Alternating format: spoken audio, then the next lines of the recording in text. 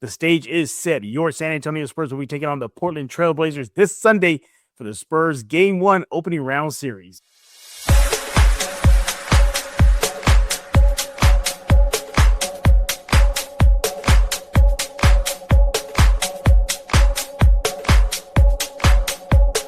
Welcome back to another episode of Spurs in Focus right here on YouTube, iTunes, Spotify, Amazon Podcasts. The list goes on and on.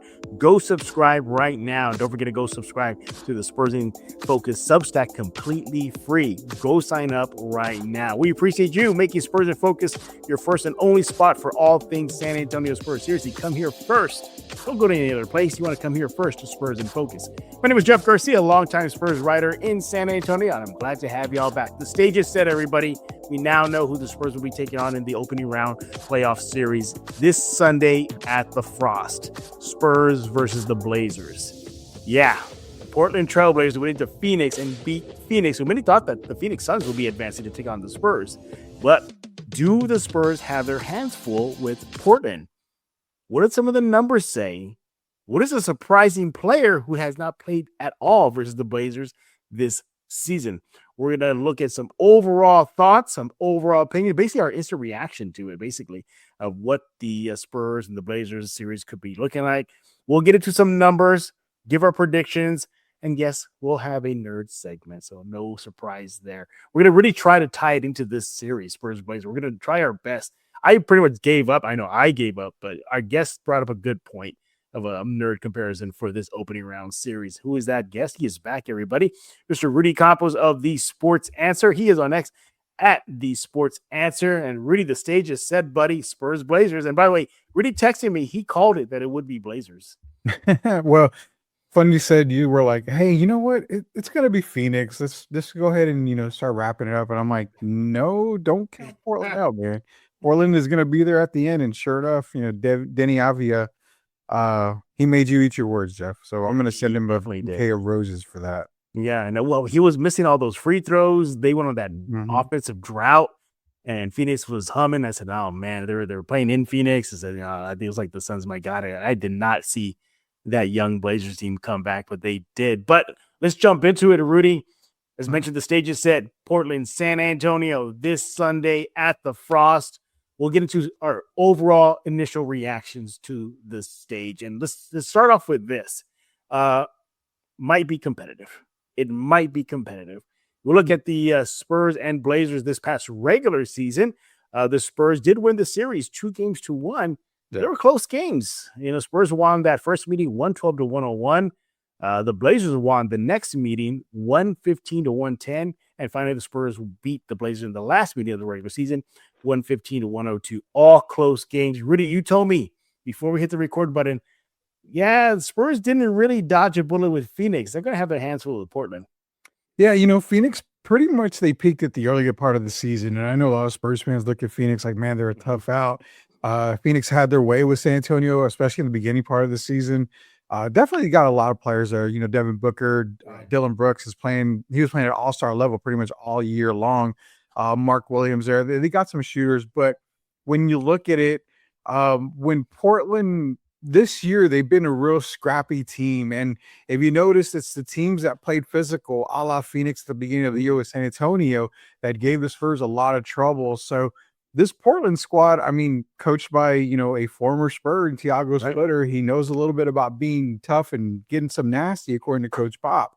So this Portland team is going to be a little bit more harder of an out than I believe Phoenix was. They've got great young talent. They've got guys that can rebound the ball.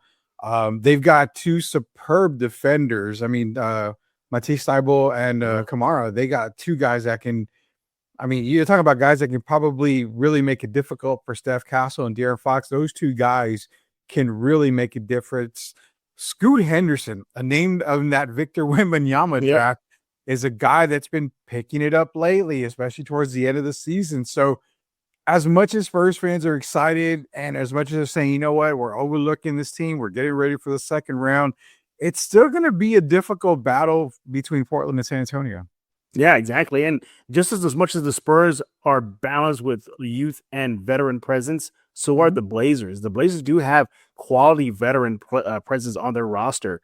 You got a Holiday, you got Jeremy Grant, you got Splitter, who, although that was in the Pop era, but he kind of knows a little bit of how the Spurs operate, so he might have an edge there when it comes to at least a coaching matchup.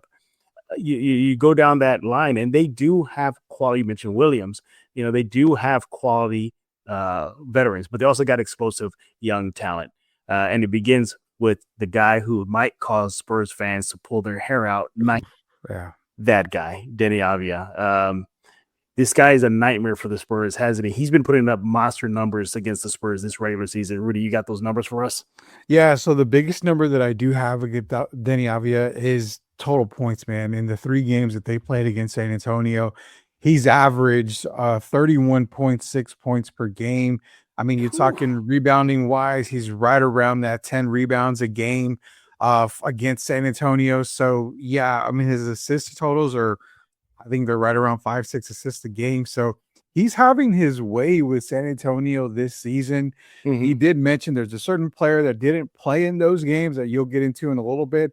But nonetheless, if you were watching that Portland Phoenix game, you saw the type of game that Deni can put up at any given time. And when he's hot, he makes it extremely tough. I don't care if you're the best defensive team in the league. When a player like that gets hot, everybody around them tends to benefit. Portland has a lot of shooters. Kamara can get hot from beyond the arc. Drew Holiday, we know Drew Holiday from, the Milwaukee Bucks championship days and, Boston Celtics as well. So, I mean, these guys can definitely make it difficult. But if Deni's hot, let's put it this way. I know we're not going to get predictions and I'm going to save them, but Deni could easily win a game or 2 for Portland on his own. That's how hot and that's how good of a player. He should be all NBA, which I doubt he gets. But be sure to give him some love, man, because this guy is definitely going to be one of the guys in the future in the league here. Yeah. As Rudy mentioned, 31 points per game versus the Spurs this season, along with 8 assists, 7.3 rebounds in the 3 games versus the Spurs this season. You look at the numbers he put up against San Antonio. We just said the average, but he threw up 37 points in their first meeting, 29 in their second, 29 in the third. I mean, he can light them up. And, the good thing about it, it's the bad thing about it for the Spurs side of things, that he keeps turnovers minimum. The most turnovers he's had in a game versus San Antonio has been 6, and he only did that twice. So he definitely values the ball versus San Antonio. He is the head of the snake for that Blazers team, and he earned it. He an all-star this year. Hyper competitive. I mean, this, he will argue every freaking foul call. That's not not in his favor. Yeah. So it begins and ends with him. Now, Victor Wembanyama surprisingly did not play against the Blazers, this past regular season at all. At all. So I want to look at those numbers that you just mentioned, which you said, but I also want to put a little asterisk next to it, because he didn't have to go in the paint with Victor Wembanyama there waiting for him. I also, Rudy and I were surprised. Victor did not play at all versus the Blazers this past regular season. But I think his presence, the guy you see on your screen right now, number 1, may have something to say about Avdija's numbers against the Spurs this season. Rudy, your thoughts? Yeah, definitely. I mean, the defensive player of the year, which we're hoping is defensive player of the year this year, makes a huge difference. He turns away a lot of shots. He makes it difficult when you get to the paint. Deni's biggest thing is getting to the paint, being very crafty around the rim. He may not put up 31 points a game in the series, but I mean, he's still good for about 24, 25, 26, maybe around that mark right there. Victor does make it very difficult. And you brought up a great point, because in the Spurs that's the difference between the Spurs winning by, maybe 20, 22 points against Portland this season, but also, where Spurs fans may again feel a little bit more comfortable playing against Portland. In the 2 losses that Portland had, Jeff, one loss they had 16 turnovers, the other loss they had 18 turnovers. Think about it. If you cut those turnovers down, which this Portland team going into the playoffs could potentially do with Thiago at the helm, that could be a whole difference maker right there, whether Victor plays or not. And I'm not trying to hype up Portland, but I mean, there are factors on both sides of the ball, but definitely Victor playing in these games, I think it makes it a little bit easier for San Antonio, but I don't wanna think like that, put it that way, because it's playoff time, man. Basketball is It different, as you is. saw from those 2 games, very, very physical. Physicality is number 1 on everybody's mind come Yeah. playoffs, so can the team hold up with the physical play? We're gonna find out. Yeah, exactly. And look, not at the level of Wemby, but the Blazers do have a big man that can clog the paint and get physical Yeah. with him, and that is Donovan Mhm. Clingan, Steph Castle's former teammate there at UConn. Mhm. So that'll be interesting to see how that handles.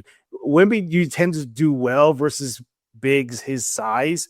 I wonder if the Blazers may go with Jeremy Grant, maybe go smaller with a Kamara, Grant Williams. How do you think the Blazers are going to play that? They just, hey, Donovan, good luck, or try to play a No, smaller guy in him. no, I mean, so it's kind of funny because I had a talk with our good friend Derek Irvin earlier, and I told him, when you look at Wemby's number, or actually, I was talking about Nikola Jokic. I said, when you look at Jokic, his numbers against the best defensive players, which are Wemby, Rudy Gobert, big guys, Evan Mobley, are off the charts. But when he plays a player like Draymond Green, who's a Hmm. lot shorter, he tends to struggle. We see the exact same thing with Wemby. He tends to struggle against Draymond Green from time to time.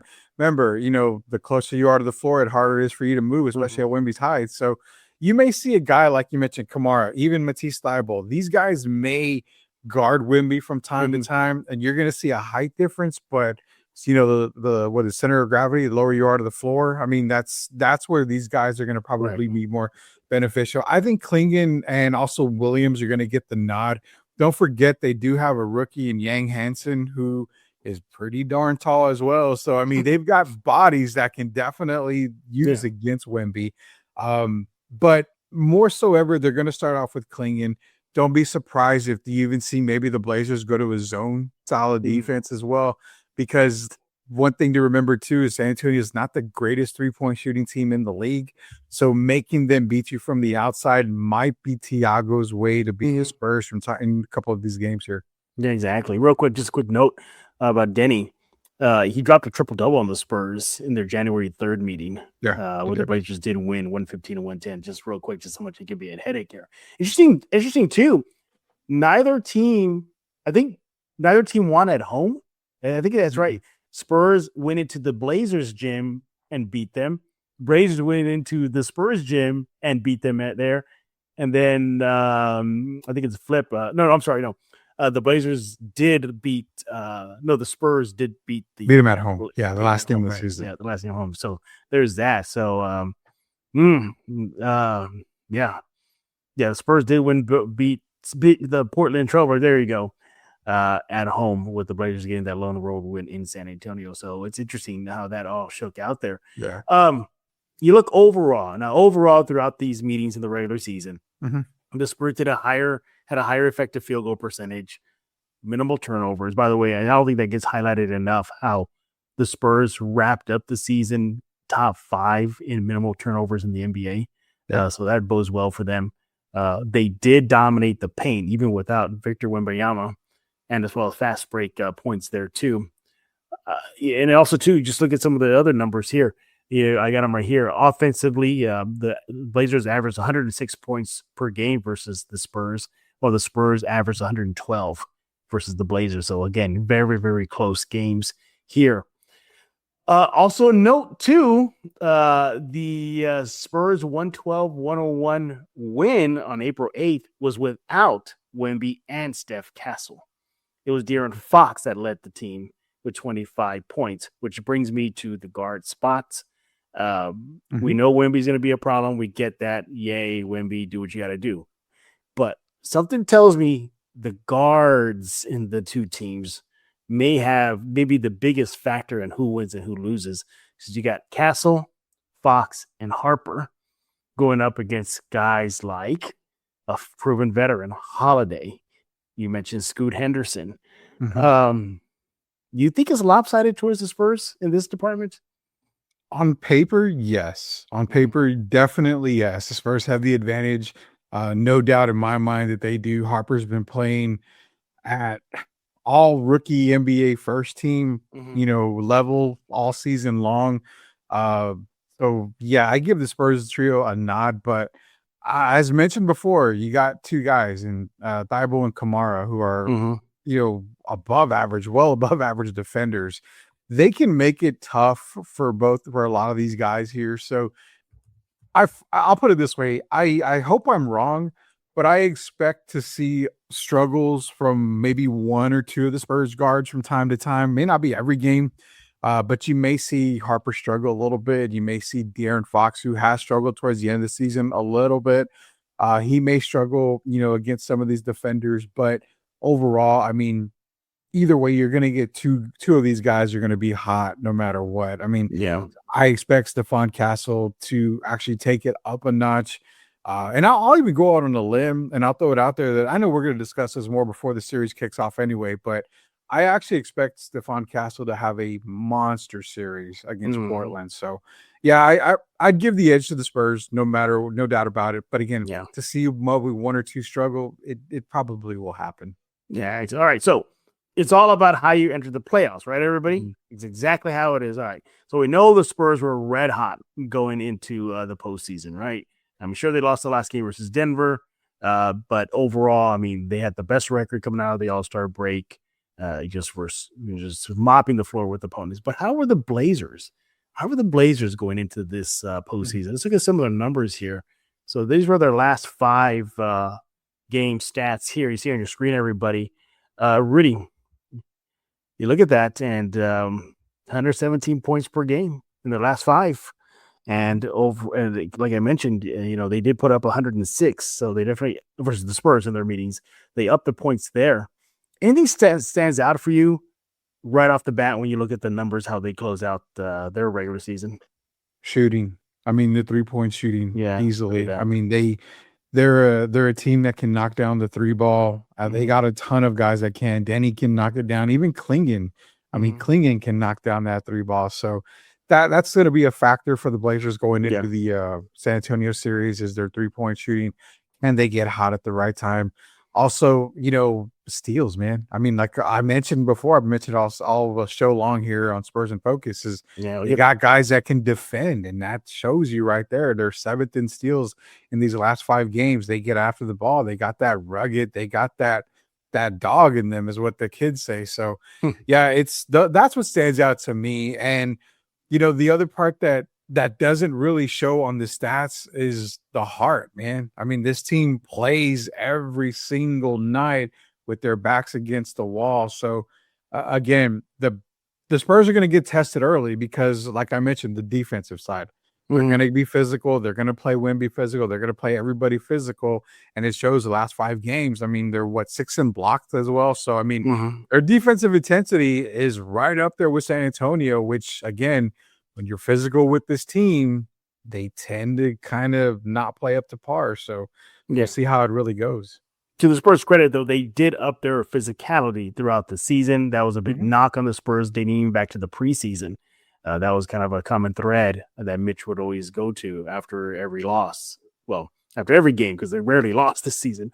But he was, they kind of beat us in their physicality. We didn't match their physicality. That got better throughout the season. For me, Rudy, when I look at the Blazers' last five, and what I guess in this case puts a smile on Spurs fans and the Spurs as well, is the turnovers.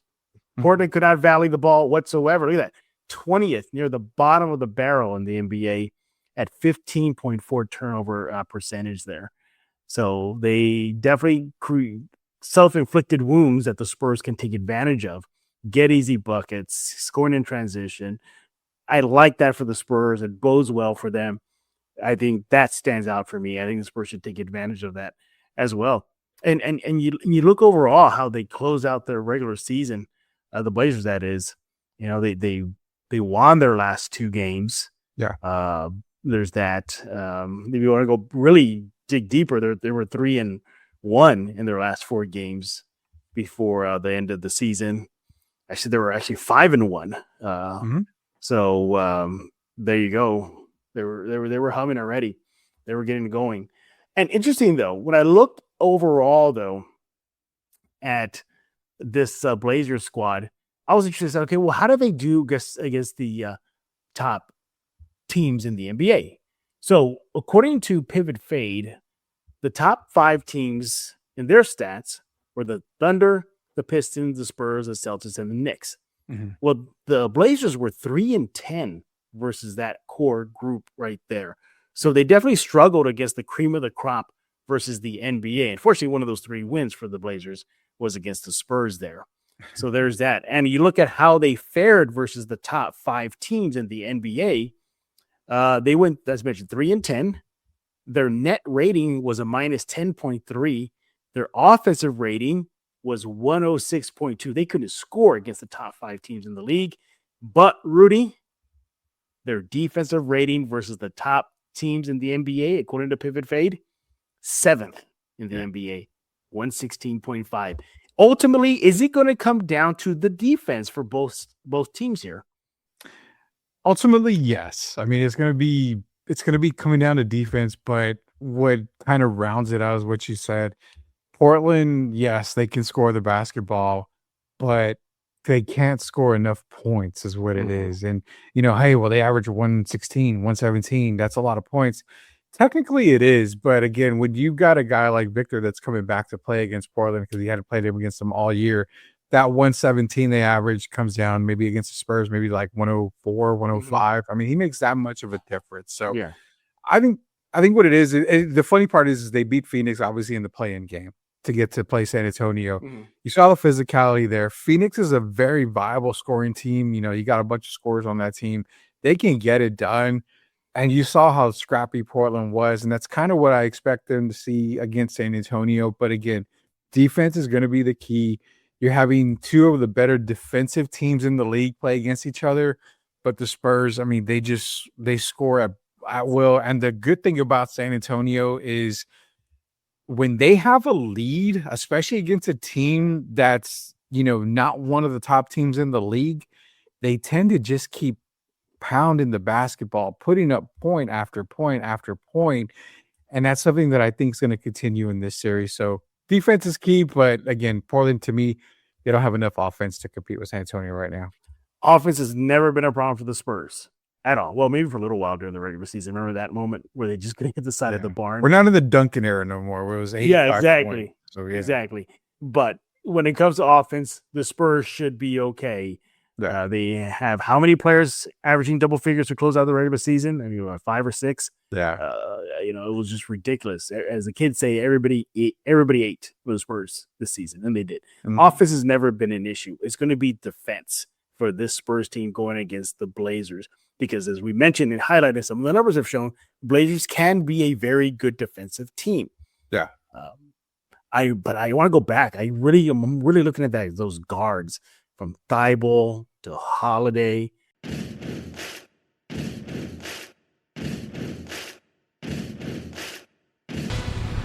Ha! Let's fight! Bring it on! Take this! Not enough! To Kamara. I don't know. Scoot's kind of, I guess. Yeah. Well, he's been playing really good lately. So I would give him. I mean, we even forgot Shaedon Sharpe. I mean, Shaedon Sharpe is a young guy. He's a high flyer. He can get going as well. So, I mean, they've got 4 or 5 guys that can make it super tough for San Antonio on the guard position. Exactly.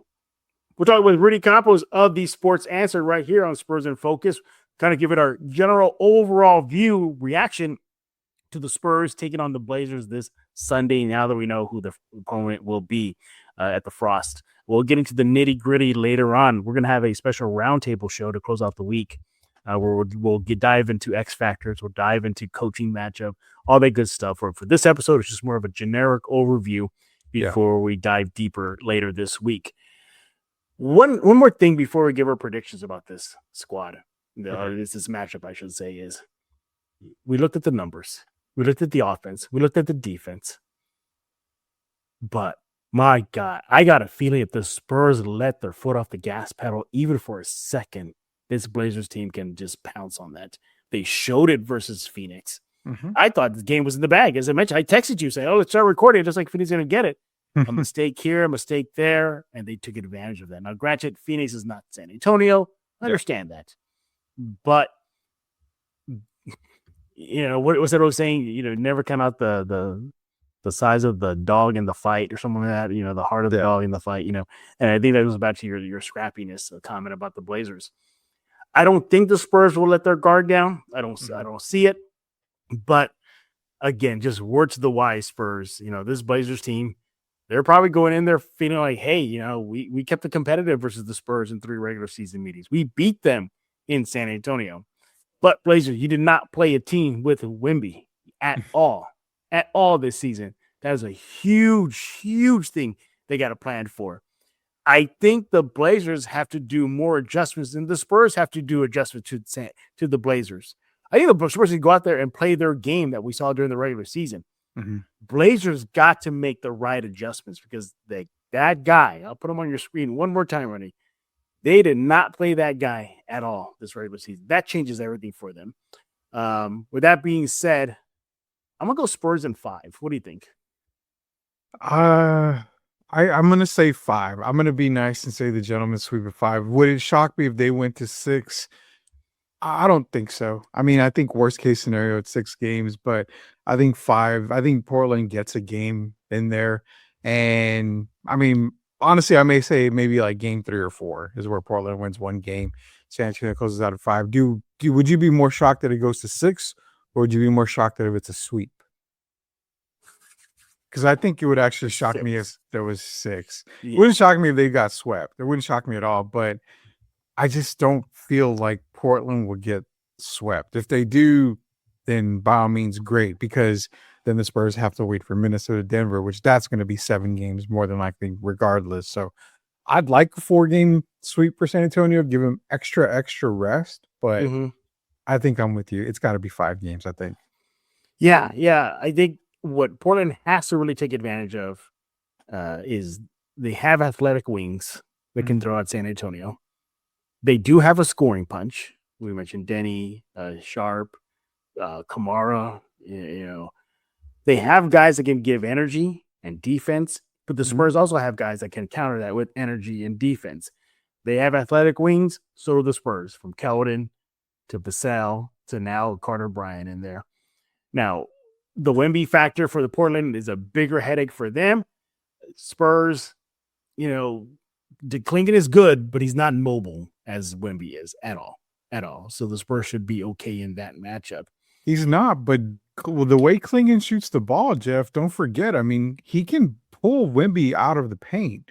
So, I mean, you've got quick guards like Scoot and Drew Holiday that can get to the rim, albeit Wemby may not be able to protect the paint, because if Clingan is hanging around the 3-point line, then you have some open layups there that they can actually expose against San Antonio. So yeah, you're right. I'm gonna just say you're right on the Wemby part, but I think we need to see exactly how Portland's gonna play. And remember, Splitter, he knows the Spurs system, right. So he's gonna know to maybe to take Wemby out of the paint when they're on offense. It's probably his best chance at winning. So you may be looking at a 5 out type of offense for Portland. And ultimately, also, we did say ultimately it may come down to the defensive side of things, who plays a better defense here, because as we showed the numbers, the Blazers do pose a problem defensively. But I feel like this is going to be a common thread throughout every series that the Spurs advance. They advance to the semifinals. I'm going to say this because I'm going to start saying it right now. They got more depth than Portland. They got a lot more depth than the Portland Trail Blazers. Yeah. We haven't even touched on that. The depth factor heavily towards the Spurs' favor. Portland, they're good, but they don't have the depth as the Spurs do. On paper, they do. On paper, Portland does. I mean, think so? I'm not going to write them off. I mean, I'm not going to write him off. Robert Williams can be a really big headache for any team that he plays against. When you're bringing Matisse Thybulle off the bench, you're also bringing Shaedon Sharpe off the bench for Portland. They've got some players now. They're not 9, 10, 11 deep like San Antonio are, because, I mean, now you're talking about Kelly Olynyk as your 11th player, and it's like, well, Kelly could probably be a starter on a 15, 16 of the teams in the league right now if he needed to be. So They're not that far in depth, but again, Portland doesn't have the depth, but they have players that can come in off the bench to put a little scare into San Antonio. But you're right. I mean, San Antonio and Denver, the only two teams that have, 1 through 10, 1 through 11, that can come in and just make a difference right away. What I feel like this team is, the Spurs that is in for kind of a scrap. They're in for a scrap. I hope so. I think it's your first. It's Mitch Johnson's first playoff series. It's the first playoff series for a lot of these guys on the team. They're getting their first experience. I prefer Portland over Phoenix because I think Phoenix is, let me put it this way. Dylan Brooks plays for Phoenix. I don't need injuries to happen to San Antonio in that first round. Dylan Brooks plays with no emphasis on protection of players. So I really don't like that. I like them playing Portland. You're going to get the physicality. You're going to get one of the better defenders in the better defensive teams in the league. You're going to get a team that is just going to just pound the rock similar to what San Antonio does, try to make it tough on you. So for me, it's best that they get a team like that because they're going to get that playoff atmosphere very early than, coming in and getting a team like Phoenix where it's going to be physical, but you don't really, it's not going to be as tough, I feel. Portland's going to make it a little bit tougher, but again, I love the fact because it's going to give them that playoff atmosphere that they're going to need to go on into the future of the playoffs. Yeah, exactly. I just feel like the Spurs should win the series, likely will, but it ain't going to be that easy. I think every game, I think for a good chunk of the games, we're going to be biting our fingernails like, oh man, here we go. Okay, perfect question for you then. Do you think the Spurs come out flat in the first game? No, at all. No. I think they're be. I think they might. I think they'll be jittery, but I don't think they're. No, I think they're going to be too hyped. That's what I'm more worried about. Too hyped. Should we put a little Spurs in Focus sports answer friendly bet? I think the Blazers lead after the first quarter. I think the Spurs lead after the first quarter. We can do a little friendly bet. We'll do a little friendly. So you're a Demon Slayer fan like me. Yeah. I was able to pull one of the rare figures for Demon Slayer. Mm-hmm. So I will give you my Gyoku rare figure right here. See, now you say rare figures. I don't know if right here. Rare figure. No, I mean, I got two, so I don't mind giving one up to you. I'll wager. Literally, this is his name, everybody. Dinobot. There. That was his name, Dino. So Dino, and then for the Gyoku rare. Okay, I'm gonna give up Dinobot there. So yeah, that's what. And again, I'm not saying the Spurs are going to lose, but I mean, I think Portland, they come out hot, they come out hyped up, they come out ready. Spurs come out ready, yada yada yada. But I think it may be like 29-28. All right, I got Spurs up at end of one. All right. Well, those are our overall thoughts on the Spurs Blazers series. It's about to set this Sunday at the Frost. Again, but we need to hear from you. What do you think about this series? Give us your overall thoughts. Maybe some stats that we didn't highlight. Let Rudy know on X at The Sports Answer. Let me know on X at Jeff G Spurs Zone. Subscribe to Spurs in Focus. Rudy's buying everybody subscriptions today. If you hit subscribe, the bill goes to him. Yep. So go do that right now. Don't forget to subscribe to Spurs in Focus show on YouTube. We got Pocket Cast, Amazon, YouTube Music series is on there too. Pick a platform. Spurs in Focus is likely there. All right. It's time to get nerdy, everybody. Let's do it. Nerd!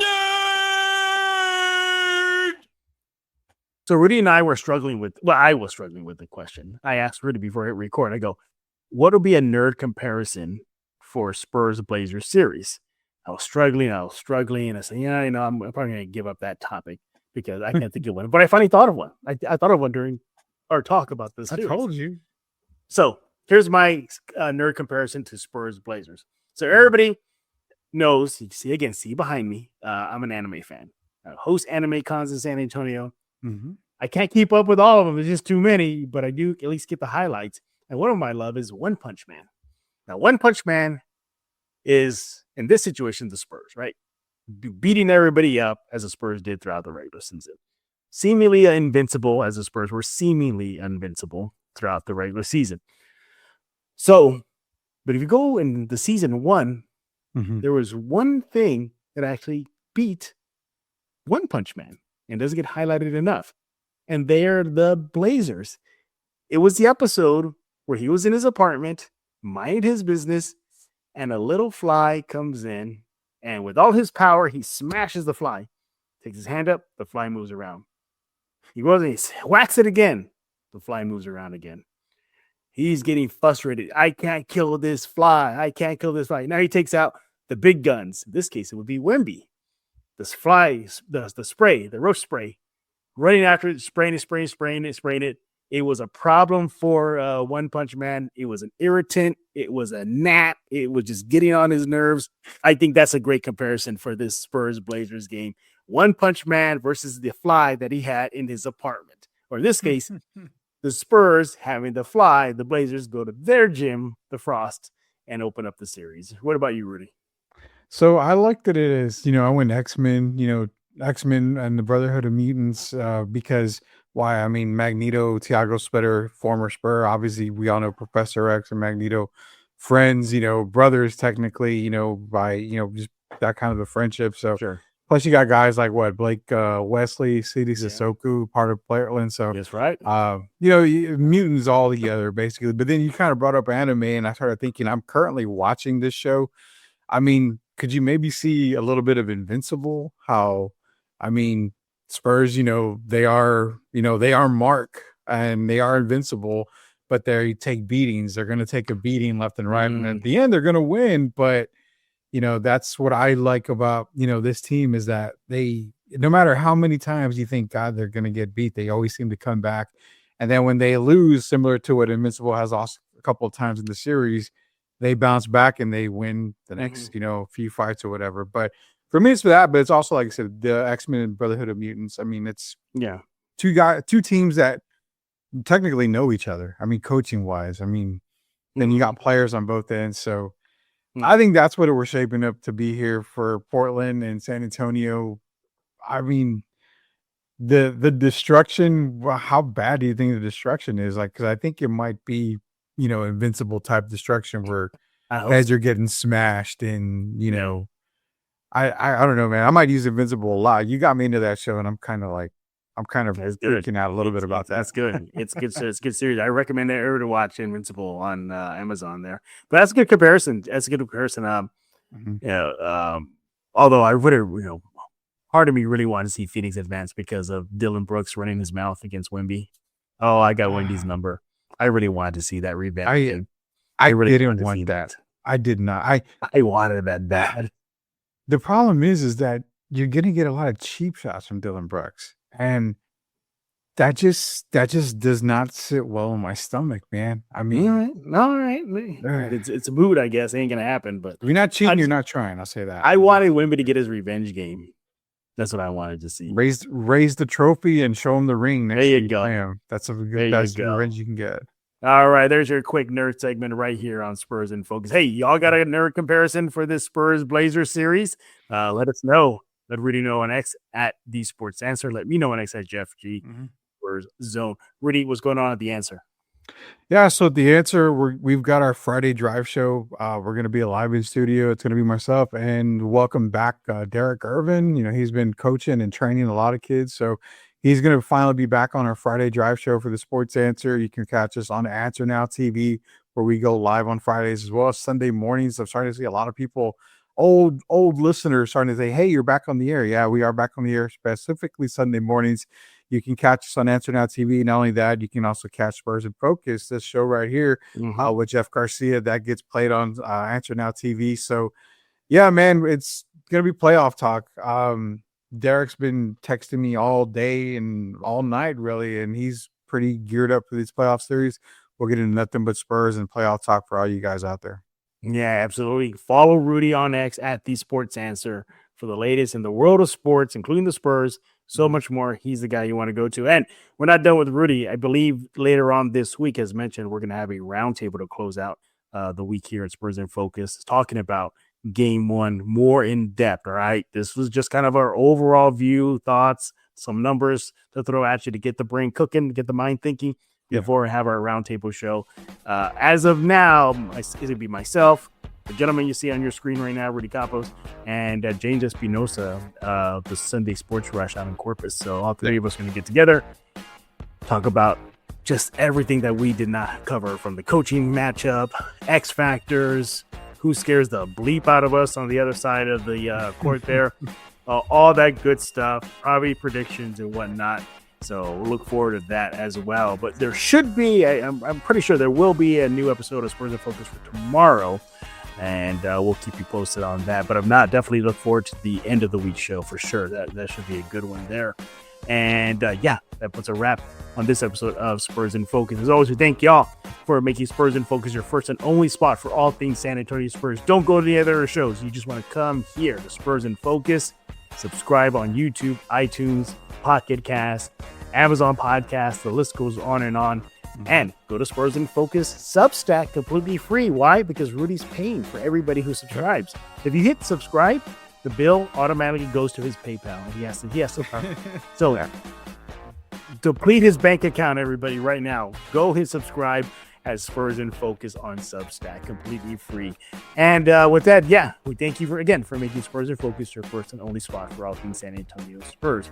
So for Mr. Rudy Invincible Campos, I am Jeff Garcia. Now you're in focus with Spurs in Focus.